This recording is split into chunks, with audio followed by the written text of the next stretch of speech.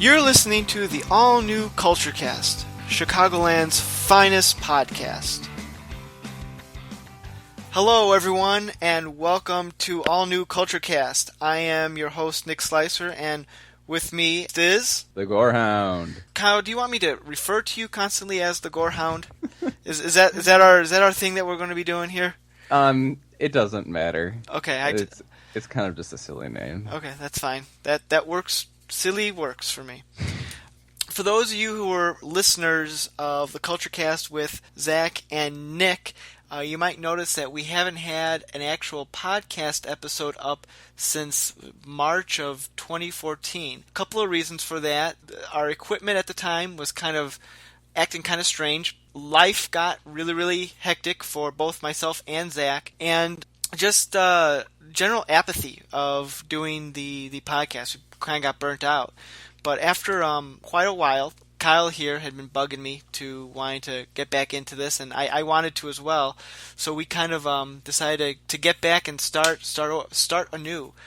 Zach, however, he's still kind of burnt out on the whole thing. He's still contributing to the blog, to the CultureCast blog with articles, what went wrongs, and whatnot. So he's still contributing, but he's taking a backseat to the podcast for now. I'm going to try to get him in every now and again to see if I can convince him. No promises, but I'll see what I can do. But in the meantime, Kyle here has been very eager to join me as co-host here. I've got a lot on my mind. Yeah, you do have a lot on your mind. I look forward to it. Right now, we're going to be our schedule. We're going to try to do 2 episodes a month. The more we go, we might up that as we go along here. We're going to be trying to do new things. Focusing not only on movies, but pop culture more in a general sense. I don't know, hopefully have a little fun in the process. For those of you who are looking for our older episodes, when we were known as the CultureCast with Zach and Nick, that's in a bit of a limbo at the moment. I'll see what I can do to resurrect those when I can. When we stopped our service a year and a half ago, a lot of our episodes disappeared and were purged. So I'm going to keep working on that, but we'll see what we can do here. In the meantime, we're going to get going. Tonight, as our premiere episode of the all-new CultureCast, we're going to be talking about a relatively recent release from this past summer, Jurassic World, the 4th entry in the popular Jurassic Park franchise started by Steven Spielberg way back in 1993. So, Kyle, thoughts on Jurassic World? Well, I saw it in theaters, in some big, nice movie theater, and I was blown away by it. I even teared up a bit at the end, to say the least. And I thought it was very, very fun. I mean, I was blown away because I wasn't really impressed with just another Jurassic World that was just going to be another sequel with, the hot guy in Hollywood now. But I was so impressed with it. Yeah, I thought it was awesome. How about yourself? I didn't hate it. Wait, did you not love it? I saw this movie as well in theaters. I came out very, very frustrated. Really? How? Let me start. Let me defend myself early on here. I thought the movie I was never not entertained by it. Mm-hmm. I thought they had some really great action sequences. It was watchable.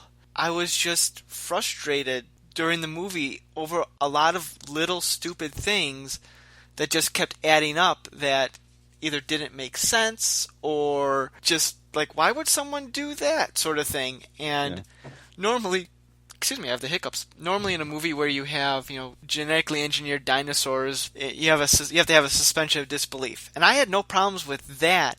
It's just everything, I don't know, my suspension of disbelief went only so far before it was just breaking on some things. So Dinosaurs were the least too cinematic and way too Hollywood.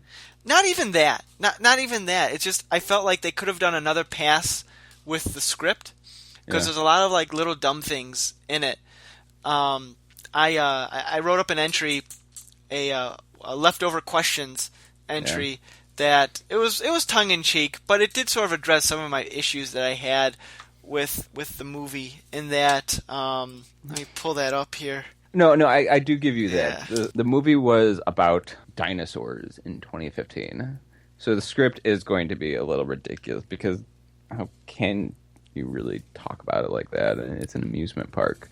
Well, that's the part I didn't mind. I meant like a lot of little silly things like I felt like Owen was the only intelligent person they had on staff. Yeah, yeah. I mean, other people were questioning things, like, oh, we need to make sure this padlock is secure. Why didn't you do that before you bred the stupid dinosaur? Yeah, but it's just inherent in a Hollywood movie that you have to make stupid decisions to move the movie along. Yeah. And I feel like it's necessary in a movie like Jurassic World. But can we at least agree that the ending was awesome? You weren't blown away? Okay, I like the action scene with the T-Rex. And Blue. And that one, I couldn't tell all of them. Is this racist? They all look alike to me. The dinosaurs, the raptors all looked alike. I couldn't tell them apart. No. Is that speciesist? I saw Blue. I saw him, and I was like, that is Blue right there. He is coming to save me. Okay, I have a problem with... Okay, let's move aside. We'll get to that. The ending was... In terms of action spectacle, the ending's pretty great. I'll give you that. In terms of making any sense, no. And here's why it doesn't make sense. So you have, what's her name? Claire? Bryce Dallas Howard? Yeah. She first outruns a T-Rex in high heels. Oh, yeah. Yeah, dude. I even caught on to that. It was just... Especially in the first movie, they said T-Rexes can run up to 40 miles an hour. So that was my first problem, but okay, we'll overlook that. And then, so they're fighting, and it's great. And then it looks like the T-Rex is going to go down. And then, out of nowhere, Blue runs, I guess, and attacks the Indominus Rex. Now, why did Blue attack the Indominus Rex? Because he's coming to save the day. Well, yes, but... Because he's fighting for the natural world, not the genetically modified world. Yeah, but the Indominus Rex was his alpha at that point in time. Owen reasserted control of the other ones who were out there, but Blue was still way back eating Vincent D'Onofrio. Yeah, but he realizes that Chris Pratt is my master. I am part of the natural world, not this, I guess, as much of the natural world as you're a raptor in 2015. But he's realizes that I'm different. I'm better than this guy, not this GMO freak over here. I did not pick up on any of that. But we'll move on. And then this is the biggest thing. This is the biggest issue I had with it. The fact that after the T-Rex and the raptor kill the are you on a motorcycle?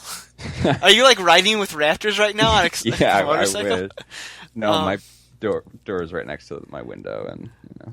When they kill the Indominus Rex, the T-Rex and the raptor kind of have like a bro moment. Oh, so cool.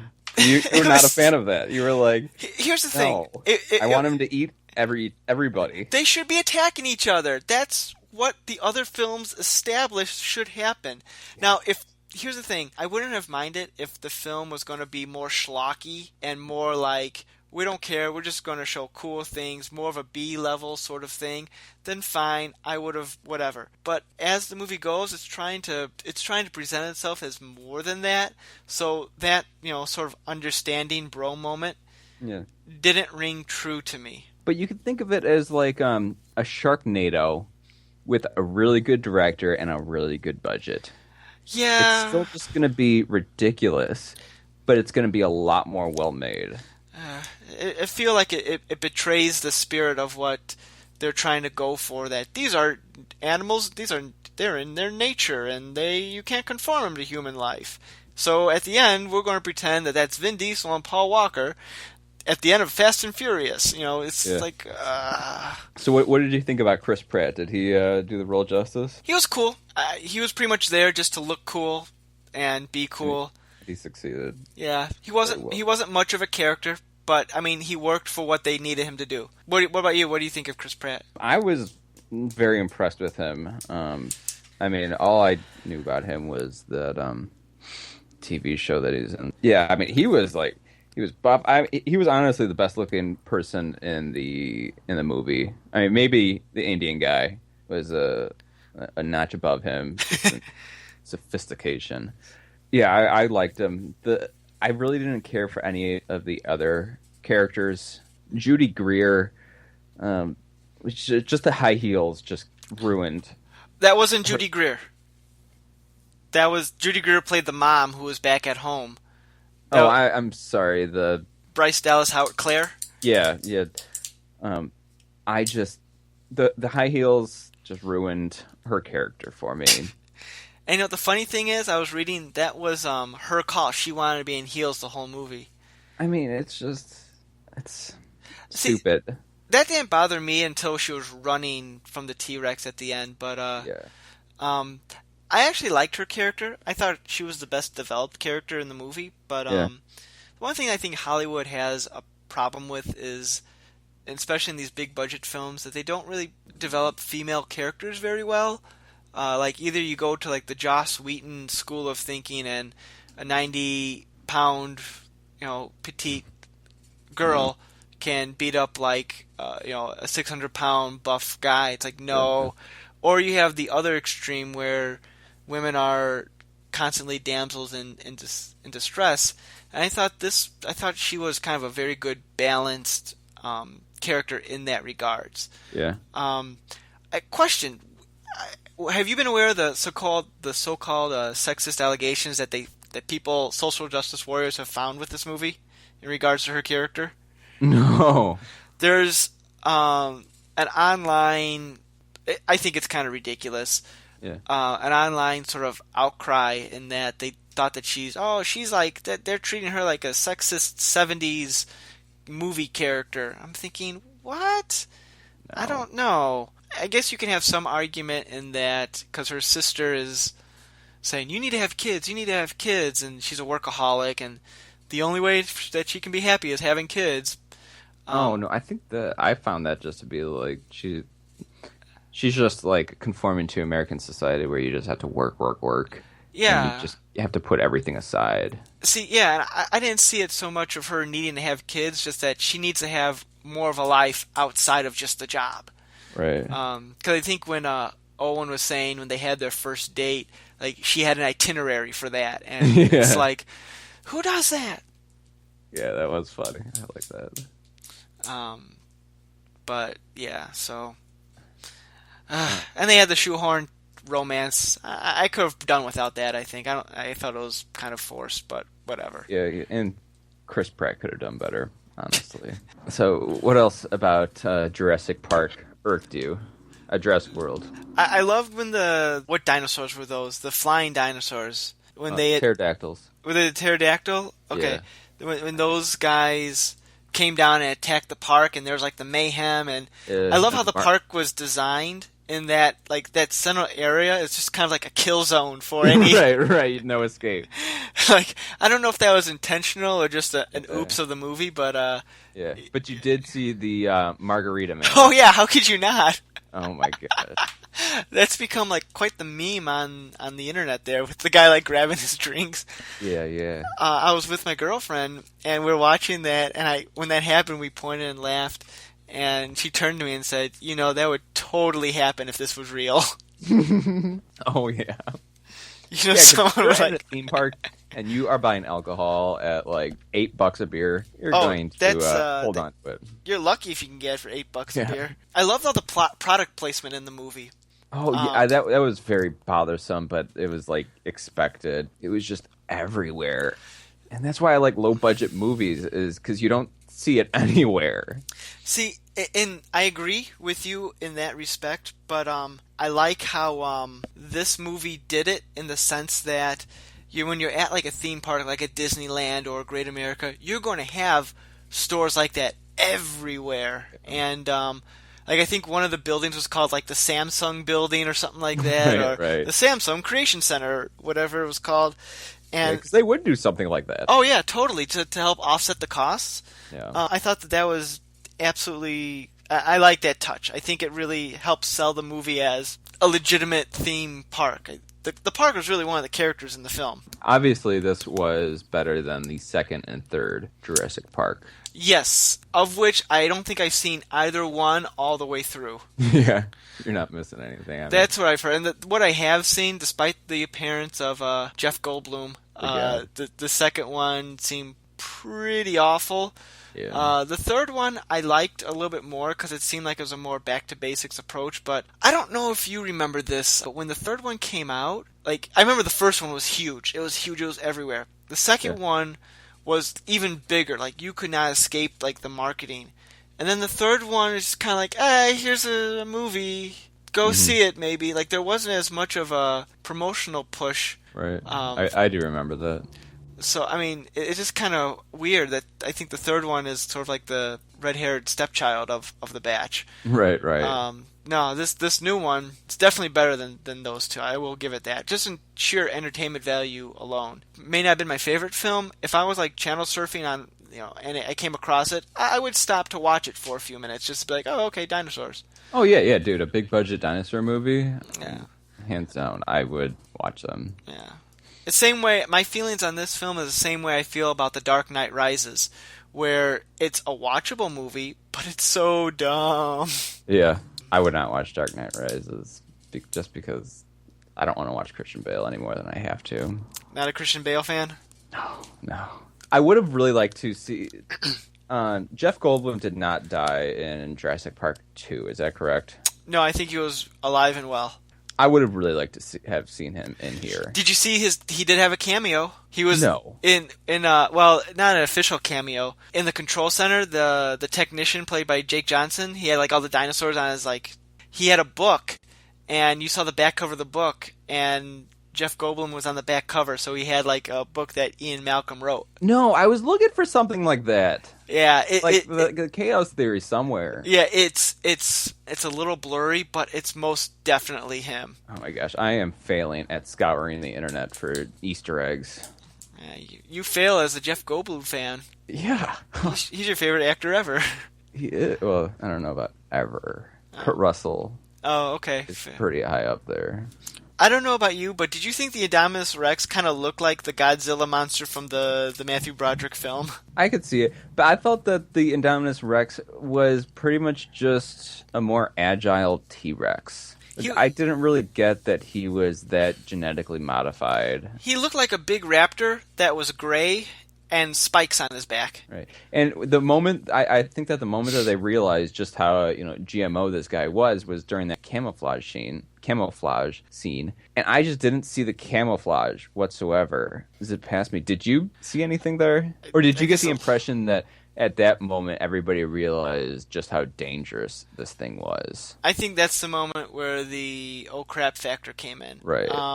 And it didn't hit me. See, this is another problem I had with the film, is that the Indominus Rex has all these special abilities that no one knows about, despite the fact that they've been studying this thing and genetically created it for, I would say, at least maybe a year or two, I'd have to imagine. And they didn't know that it could hide its heat signature. They didn't know that it could camouflage. How do they not know these things? I can see they're just kind of, throwing genes in a crock pot and seeing what cooks up, but still... Yeah. I don't know. But so if you had to choose between Jurassic World or Jurassic Park to watch... Jurassic Park, hands down. Yeah?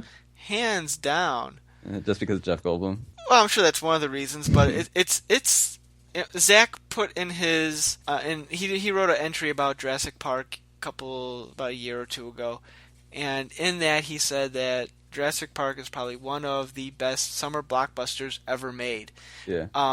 And that is just absolutely true. It's up there in terms of monster movies with the original Jaws. Yeah. And in terms of summer blockbusters, and it just stands up. Yeah, it does. It still Every works year, today. It's still awesome to watch. Even the effects, which are 20 plus years old at this time, still look good. Like the animatronics mixed with the CGI, it still blends convincingly well.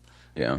Thumbs up, original, all the way. This, like I said, this one was entertaining. I didn't hate it. I wanted to like it more. That's my thing. I wanted to enjoy the film more than I did. Now, maybe this will be a movie that will grow on me. I can see that. There's been other films I hated first time out, or I didn't like, or I was disappointed. And the more and more I watched it, the more and more I kind of came around to. I don't know. This movie is pretty much, it is just so exciting the first time you see it because it's just bam, and then another bam, and then another thing, bam, and it just keeps on getting bigger and bigger until you get to one of the most intense fight scenes. I don't want to say in a few years. I've seen a lot of movies in the past few years besides cheap horror movies. I will say this for the movie, and this is something I really, really liked that it did, but Jurassic World was very, very restrained in its action. Like, when you see a lot of these movies today, and I'm talking about your Avengers, your Man of Steels, your Transformers, everything is so bombastic, so over the top. Like, buildings are exploding, there's, 20% into the film, you're at 80% capacity of the energy. Yeah, it's exactly, and it's over the top. This movie, it was paced, I thought, pretty well. Yeah, very well built up. The action scenes, like, they could have easily had someone like in the style of a Michael Bay or in the style of a Zack Snyder, where things would just like blow up and the dinosaurs would just like blast through the buildings and it'd just be a colossal mess. And they didn't do that. They kind of reined themselves in, and I thought it was for the movie's benefit, especially for the end of the film when they had like the giant fight between the T-Rex, which I wish they teased the T-Rex more earlier. I just felt it was kind of like, oh, let's go get the T-Rex, but that's besides the point. Well, no, I felt like it was great that they held him away because you're seeing this new movie, Jurassic World, and you want to see new dinosaurs. And the film is building you up to, we have all these new dinosaurs that are better than the old world dinosaurs. And then you keep on building up and you realize that, we just have to go back to the basic T-Rex to get us out of this situation. Mm-hmm. No, I mean, and I like the build-up because the T-Rex, Spielberg already said the T-Rex was the hero of the first movie, which he was. He totally saved them at the end from the raptors, or her, rather, because all the dinosaurs are female. But I just felt like outside of like one fleeting mention, the T-Rex is just completely non-existent through the whole movie until the telltale end. I mean, it felt like So maybe we could have used a few more references to just say like that. yeah, because there's a thing in the world of theater. We still have a god up there. His name is T-Rex. Yeah, just like, I don't know, like maybe some throwaway line by Chris Pratt, like, man, aren't they satisfied with the T-Rex? He's the best of them all, or I don't know, just something stupid. Yeah, they could have given him some kind of stupid nickname because there's an old saying in the world of theater called, or a reference called Chekhov's gun, that if you reference something in the first act of a play, like, for example, hey, there's this gun that we have, and almost always that item is going to come into play in the third act, like in the last half. And I think the T-Rex was the Chekhov's gun for Jurassic World, but it wasn't, outside of saying, hey, we have a T-Rex exhibit, and it was like glossed over, blink and you missed it. I felt they should have... That would have been effective. Yeah, just to be like, I don't know, remind the audiences a little bit more heavily that, hey, we got this T-Rex here, so the payoff at the end is even more satisfying. That's just me. No, I could definitely see that. Where do you think they're going to go next? The Jurassic World 2 is almost a for sure. Have they announced it? Oh, yeah, I think so. I mean, the movie, let me check it out here. Wikipedia, the source of all truth. Sequels. I don't know. Even if they did, I wouldn't have much hope. But I didn't have much hope for this one either. Hopefully, they do it the same way. The approach they take is the same way they approach the Planet of the Apes remakes, which I have not personally seen. Full disclosure, I have it on good authority from our good friend Zach that he's felt that when you're rebooting a property, they've done it the right way. And each of those movies have been pretty successful in their own right. So hopefully, with Jurassic World being as so well received as it has been, that they'll do it right. So we'll see. Let's see, even if they do, I don't think it's really contributing that much to cinematic art if they make another Jurassic World. I mean, it's going to do awesome. Are you really providing a quality film if you come out with another one? I don't know. I don't know. As long as they take care with it. I'm reading right here, Chris Pratt and Ty Simpkins, who played one of the kids, have been signed on for a, quote, unspecified number of sequels. Yeah. So, and Ty Simpkins was the lead in Insidious, by the way. Small world. So he goes from one horror film to essentially another one. Yeah, but If I'm watching any movie with Ty Simpkins, it's going to be Insidious, hands down. What did you think of the kids in this movie? Because kids are always a tough sell in movies sometimes. Yeah, and I really didn't give them that much credit because they're kids, and I want to see Chris Pratt, and I want to see him wrestle a T-Rex, and I really just wanted to get the kid scenes over with, but they really held over, and I wanted to see them, survive, and I wanted to see the two brothers, have some brotherly love and really get along so that they can, obviously they're going to survive, but... How ballsy would it have been if they killed one of the brothers? Oh my God. That would have been pushed it up to the R rating, perhaps. Maybe. I didn't mind the kids. I think you could have taken them out of this movie, and the movie would not have been any different. I thought for kid actors, they're pretty good. I mean, they didn't annoy me. I thought they were better actors than, say, I know this might be sacrilege, the actors in the original Jurassic Park, the kid actors in there. Yeah. But I didn't mind it. They felt more realistic. How like the older brother was more interested in looking at girls. Yeah, certainly. How the younger one was just kind of like really just kind of taken in awe of all the dinosaur stuff. Right. The one thing I didn't like, because I don't know what the point of it was in the middle of the film, it comes to a screeching halt when the kids are like, our parents are getting divorced. What? Yeah. What was the point of that? That added nothing to it. I do remember that, and I don't remember what the reason was behind that. It comes out of nowhere because they're all like, dinosaurs, dinosaurs, dinosaurs. Our parents are going to get divorced. Oh, sad. Maybe because you dinosaurs, can't dinosaurs, have dinosaurs. Maybe you just can't have like a nice reunion at the end. You actually have to make it like an awesome reunion. Like, my parents are back together again. Well, I thought maybe that's what they'll go that angle, but they don't even do that. All they do are like, they show up, they don't say anything to their kids, they're just happy to see them alive. Yeah. They don't even say, like, we're getting back together, kids, because you almost died. Which would have been so stupid, but that's beside the point. But I don't know why they added that in there. That's so bizarre to me. Yeah, and the parents of the kids could have been left out, because we really don't want to see the parents of the kids. We want to see the kids and the interactions with the park staff, with Chris Pratt, and how they feel about these crazy dinosaurs, not about, life on the mainland. Yeah, exactly. You could have cut the parents out. Watch the Disney Channel for parent and child interactions. Or to a lesser extent, Lifetime. I'm sure they got some stuff on there. But yeah, I agree 100%. Hands down. I liked how the running time of this movie was at about 2 hours exact. I feel a lot of these modern blockbusters feel the need to be 2.5 to 3 hours long, and it just wears you out after a while. No, longer the better for me. I mean, I hate how movies get to like an hour 30, but then again, I watch a lot of bad movies.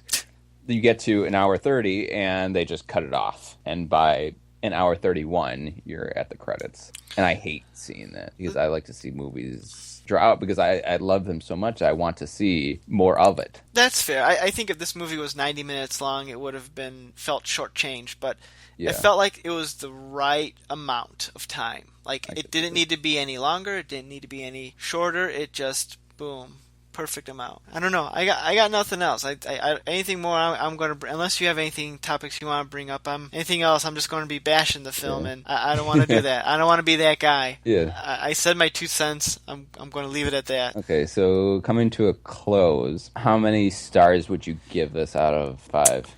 Out of 5? No, we'll do 10. Out of 10? Oh my God, you're making it more difficult. All right, I was gonna say, like, out of like the traditional 4, I'd probably give this a 2.5. So I don't know, scaled up. Oh, you go 4 stars, huh? Well, I'm a Netflix guy. Yeah. I do 5 stars. Okay, if it's a 5-star, then I would give this movie let's see, maybe a 3 or 3.5. You can't do 3.5 on Netflix, though. Sure, you can. You can't. It averages out when you see all the averages. Okay. Yeah, but you can't say I give this movie a 3.5. Okay, I give it a 3 or a 4. All right, a 3. There, I said it. I would give it a 4 because it was fun. I will watch it on TV as soon as I decide to pay for cable. I'm certainly not going to buy it because it's got nothing that really comes to me as an individual. It's got no actors that I am like just in love with. It's got no themes that just, scream Gorehound. It's a good movie. It's fun. It's not perfect, got a lot of flaws, but it's still entertaining. I can get behind that. Any final thoughts, or are we about done here? I think I have gotten it all out. Well, I guess that's going to do it for us for tonight with our discussion here on Jurassic World. Hope you enjoyed our premiere episode of the all-new Culture Cast. I'm your host, Nick Slicer, and with me, as always now, is... The Gorehound. Thanks for listening, and we'll catch you soon. You've been listening to the all-new Culture Cast, where every episode is all new. Check out our blog, Zach and Nick's Culturecast, at znculturecast.wordpress.com, and find us on social media. Send us an email at nick.culturecast@gmail.com. We'd love to hear your feedback, comments, and requests. Theme music by bensound.com. The all-new Culturecast, a saltwater production, copyright 2015. Somebody just ripped me apart because I have never seen a Godzilla film. Oh, don't feel bad. Well, I haven't seen one either. Except for the best Godzilla movie ever with Matthew Broderick.